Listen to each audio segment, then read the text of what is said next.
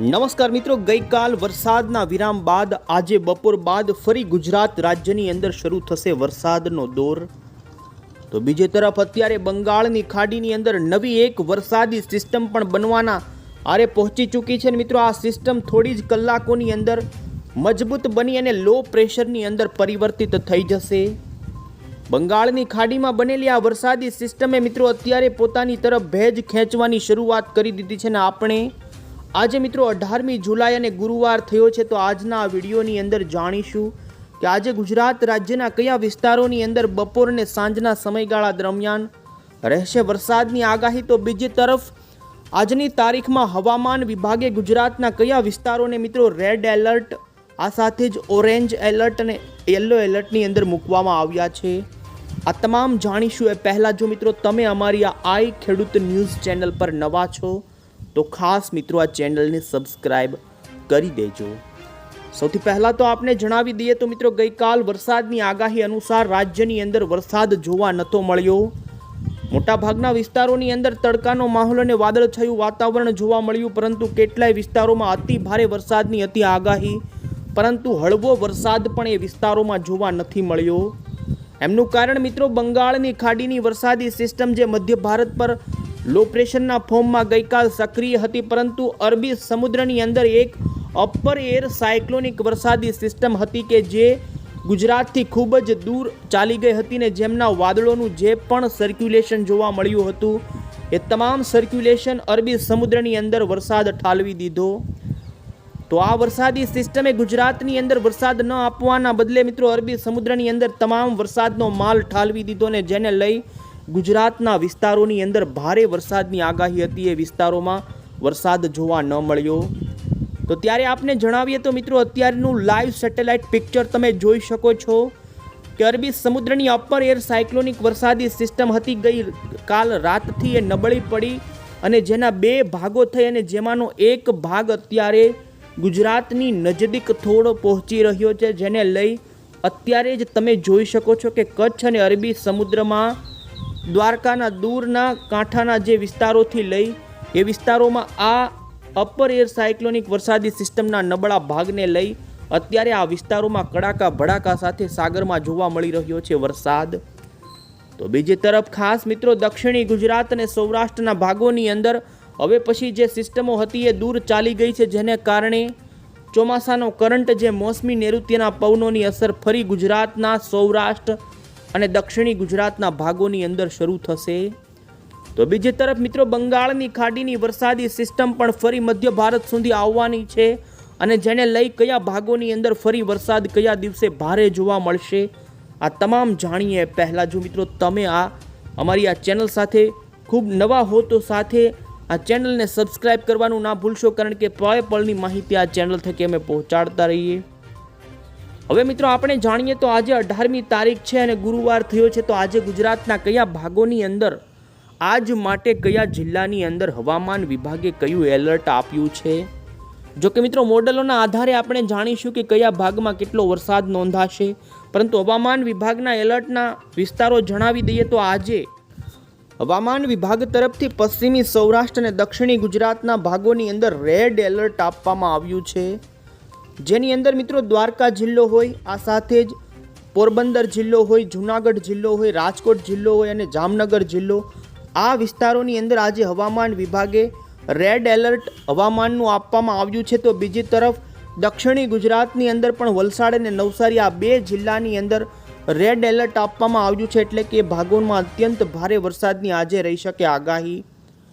જો કે બીજી તરફ સૌરાષ્ટ્રના અન્ય વિસ્તારોની વાત કરવામાં આવે તો મિત્રો ભાવનગર જિલ્લો હોય,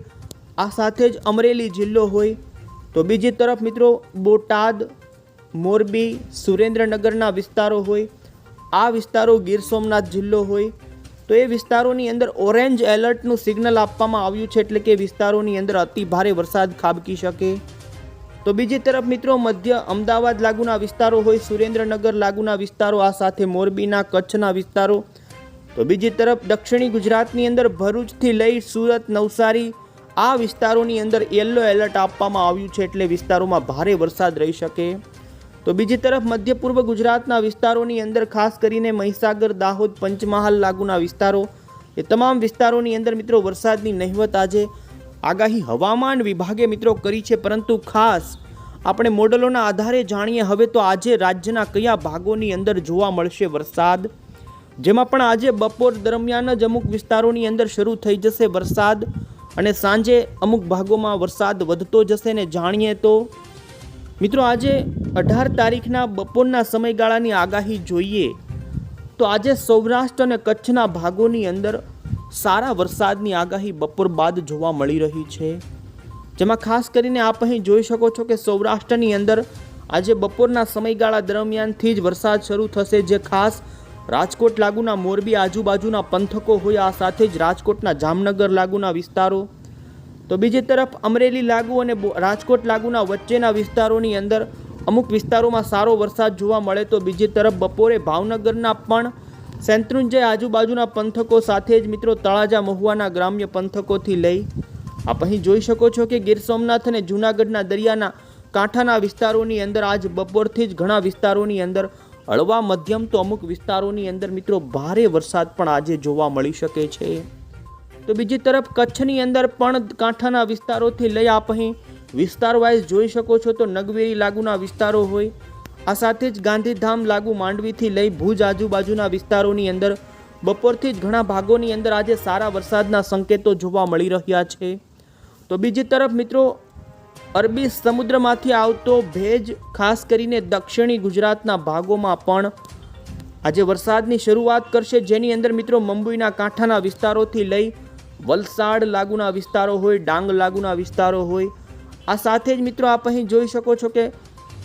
કોસંબા લાગુના ભરૂચના અમુક વિસ્તારોની અંદર પણ આજે સારા વરસાદની આગાહી જોવા મળી રહી છે. સાથે જેમ જેમ મિત્રો મોડી બપોરથી લઈ સાંજ પડતી જશે તેમ વરસાદનું જોર મધ્ય ગુજરાત સહિત ઉત્તરી સૌરાષ્ટ્ર અને કચ્છના ભાગોની અંદર વધતું જણાશે, જેમાં આજે મિત્રો સાંજ દરમિયાન કંડલા બંદર આજુબાજુના વિસ્તારો, જેમાં મોરબી હોય, અમુક સુરેન્દ્રનગરના વિસ્તારો હોય, અમુક કચ્છના વિસ્તારો હોય કે એ વિસ્તારોની અંદર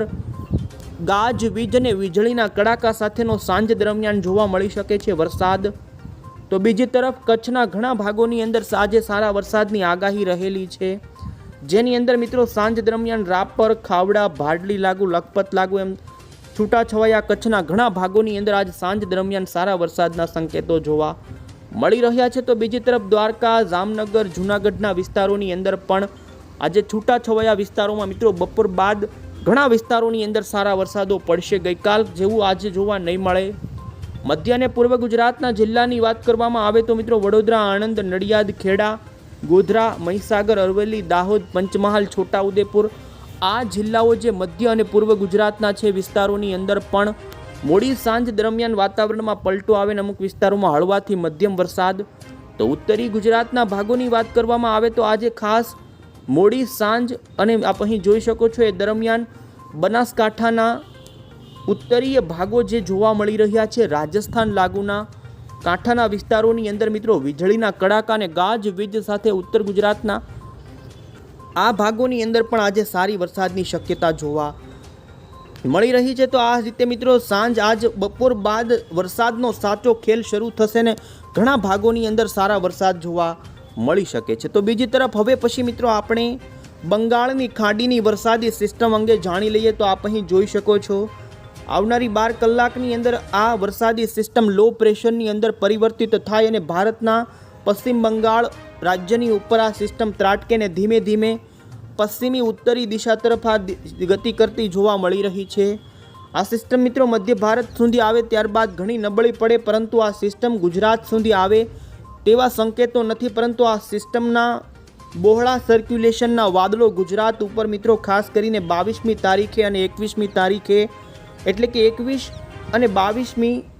જુલાઈના દિવસે ગુજરાતની અંદર આ સિસ્ટમના વાદળો જે પહોંચશે અને જેને લઈ દક્ષિણી ગુજરાત, મધ્ય પૂર્વ ગુજરાત અને ઉત્તરી ગુજરાત સહિત સૌરાષ્ટ્રના ઘણા ભાગોની અંદર હળવા મધ્યમથી લઈ અમુક ભાગોમાં અતિ ભારે વરસાદ પણ મિત્રો 21 અને 22 તારીખે જોવા મળશે. જેમાં 21 અને 22 તારીખે મિત્રો આ સિસ્ટમના કારણે ગુજરાતના અમુક ભાગોની અંદર મેઘ તાંડવના પણ અત્યારે સંકેતો જોવા મળી રહ્યા છે. આ રીતે મિત્રો હવે પછી ગુજરાત રાજ્યની અંદર આજથી ફરી વરસાદનું જોર વધે તેવી પૂરી સંભાવના જોવા મળી રહી છે. નવી કોઈ પણ અપડેટ હશે આ ચેનલ થકી અમે તમને પહોંચાડીશું. ત્યાં સુધી આવજો.